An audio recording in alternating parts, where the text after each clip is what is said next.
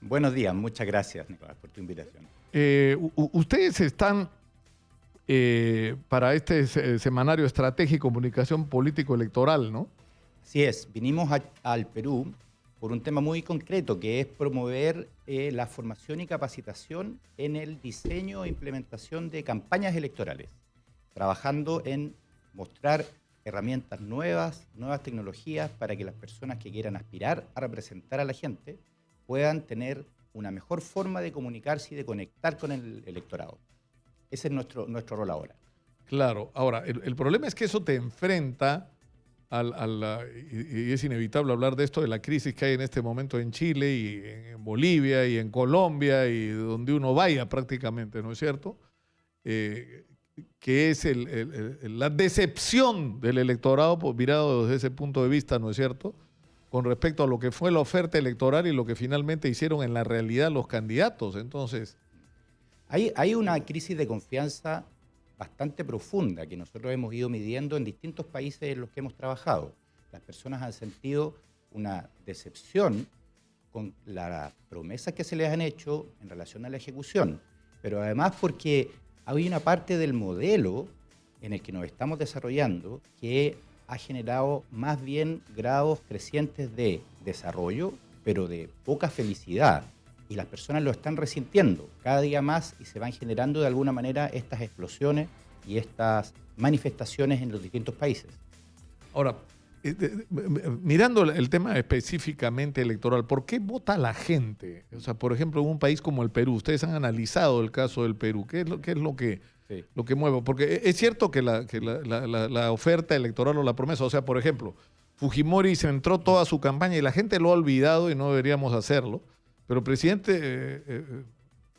Alberto Fujimori fue presidente del Perú porque ofreció que no iba a ser el shock económico que después hizo, pero logró la presidencia con el apoyo del APRA y de la izquierda, ¿no? Que paradójicamente después se convirtieron en sus enemigos, ¿no es cierto? Porque aplicó el programa que había ofrecido en realidad Mario Vargas Llosa. Y eso es una constante. Es decir, el candidato que ofrece lo contrario a lo que hace. Ollanta-Humala es otro caso, ¿no? Claro, hay ocasiones en las que los candidatos tienen que ampliar su oferta para poder llegar a la presidencia cuando tienen que lograr más del 45 o 50%, dependiendo del sistema electoral. Y eso complica mucho a veces porque las personas se comprometen a cosas que no están en su marco valórico. Y lo que nosotros planteamos es que las personas, para escoger en una elección, lo que hacen es ver en el otro, ver en el candidato, cuál es su marco valórico y buscan reflejarse con él. Y decir, esta persona es como yo. Si es como yo, es como él, es lo que me hace decidir el voto hoy día, que es cada vez menos ideológico. Los casos que me presenta son de hace 20 o 25 años atrás, donde el voto era más ideológico. Pero hoy día las personas más bien buscan un reflejo y decir, aquí hay alguien que se parece y que piensa como yo. Nosotros hemos hecho varios estudios a partir de una disciplina que se llama la semiótica y que permite identificar no solo lo que la gente piensa y opina, sino que qué es lo que significan esas opiniones y cuáles son las emociones asociadas. Y nos hemos encontrado con esto, que las personas buscan un reflejo, un intercambio valórico, decimos nosotros, que al final no solo son las propuestas, sino que la emoción que las envuelve. Ahora, ¿cuál va a ser el papel de las redes sociales? Es decir, cada vez adquiere más importancia en la comunicación. Ya ha ocurrido en el Perú que enormes manifestaciones sociales se han producido sin intervención directa de ningún partido y han sido convocadas a través de las redes sociales, ¿no? Las redes sociales tienen un rol porque al final lo que hacen es generar una conversación entre grupos de personas y eventualmente con algunas autoridades.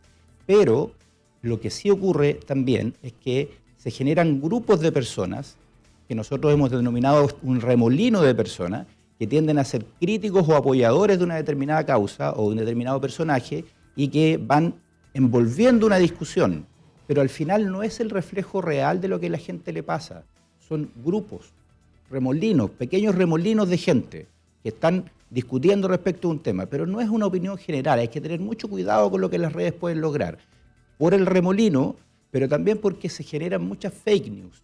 Y las campañas, nosotros hemos visto que en el último tiempo han ido aumentando en términos de Facebook, en términos de fake news. Estuvimos en Guatemala hace un tiempo en la campaña presidencial y la cantidad de noticias falsas y de campañas hechas con noticias que no corresponden a la realidad es gigantesca. Y es lo que uno puede esperar que pase. Pero el problema es que en las redes la gente cree casi cualquier cosa, ¿no? O sea, ocurre constantemente que la gente reproduce información sin procesarla, sin confirmar la veracidad de la misma, la comparte en un grupo de WhatsApp, el otro a otro, y ahí entra a Instagram y a Facebook y a Twitter y se convierte en noticia, algo que en realidad, es decir, ha ocurrido desde incidentes policiales que resulta que habían ocurrido en Brasil y que acá circularon como si hubieran ocurrido en Lima, ¿no? Ahí hay una técnica que se usa, que es promover información viral falsa para lograr un resultado.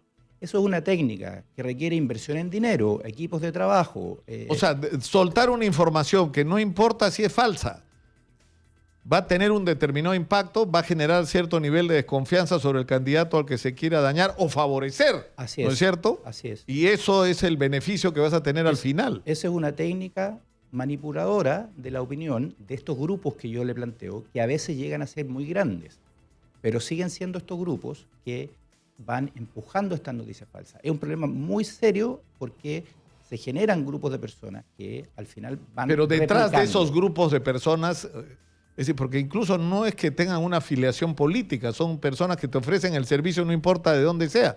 A mí me ocurre que pongo una información de cualquier naturaleza que afecta a intereses de algún grupo de algún tipo, y de repente me empiezan a bombardear los mismos troles de siempre, pero 1, 2, 3, 4, 5, 6, 100, 150, diciendo exactamente lo mismo. Así es. ¿No es cierto? Eso hay una técnica ahí. Y me los he encontrado en relación a temas políticos de un extremo y del otro, porque, o sea, no tienen ideología, trabajan para quien le paga, digamos, ¿no? Exactamente, no tienen afinidad ideológica y lo que hacen es ocupar este mecanismo que al final son unos robots que lo que hacen es replicar información que uno programa.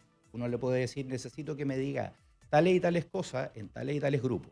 Y eso va generando que las personas piensen que son otros los que están haciendo eso y lo empiezan a replicar. Pero es una técnica, hay especialistas en esto, que son técnicos informáticos fundamentalmente, y que lo que hacen es ofrecer este servicio para un sector político o para otro. Es indiferente. Y por tanto, y no tienen responsabilidad respecto de la información.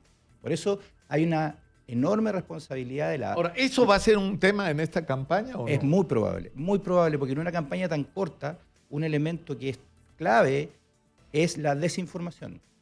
Porque es más fácil impulsar una información falsa que dejar presentada una información verdadera. La información falsa se puede presentar de manera muy atractiva, de manera muy sabrosa, pero en contraste, la información que es propuesta, que es valórica, es compleja de desarrollar. Entonces, es muy probable que haya, cada vez hay más técnica en esto. Y hay estudios, ¿no es cierto? Gente que se encarga de estudiar, digamos, cuáles son los principales prejuicios, preocupaciones, angustias de las personas para atacar sobre esos puntos, para darle información que no importa que sea cierta o falsa, coincide con esos sentimientos.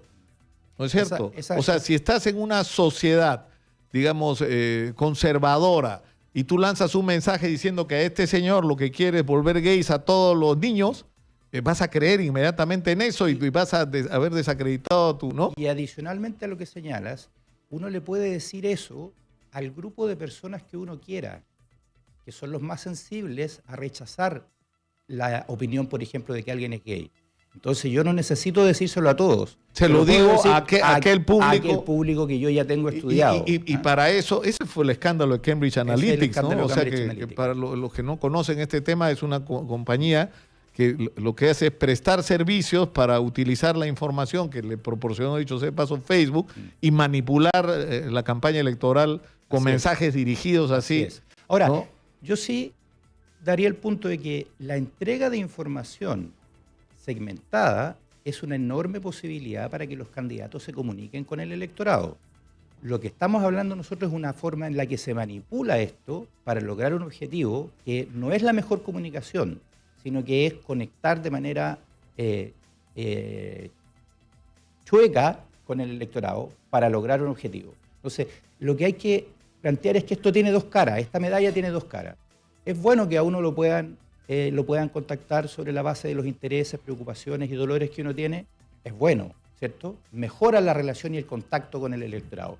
Pero también está la otra cara, que es la que manipula y la que focaliza esto para obtener un resultado que no ayuda a la democracia. Porque lo que está claro es que en una campaña donde no puede haber publicidad en los medios, ¿no es cierto?, como radio y televisión, sí. ¿no es cierto?, donde la publicidad formalmente va a ser solo aquella que otorga la franja electoral, que con la cantidad de candidatos que hay va a ser muy pequeña. Los candidatos, ¿qué les queda? Recorrer las calles, repartir volantes y esperar a ser invitados a los programas de los grandes medios como este para hacer... La prensa va a recibir una gran presión, los editores y los periodistas, para poder salir en prensa. Nosotros creemos que ese es un camino que no es el que más los va a ayudar, porque la prensa tiene un tiempo acotado y la cantidad de veces que debieran salir son muchas para poder hacerse conocidos. Los candidatos deberán pensar más bien en volcarse a la calle, en salir a conectarse con las personas uno a uno, en salir a mostrar su mensaje en la vía pública, de manera inteligente, que permita conectar, que permita generar una buena historia. Ese es el camino que nosotros proponemos. Y las redes sociales van a servir, sí, para complementar a esto. Bueno, muchas gracias. ¿Este seminario cuándo es exactamente? Lo hicimos ayer y estamos pensando ya en hacer un curso más detallado que permita profundizar lo que nosotros logramos plantear, que son algunas de las herramientas que yo le acabo de mencionar.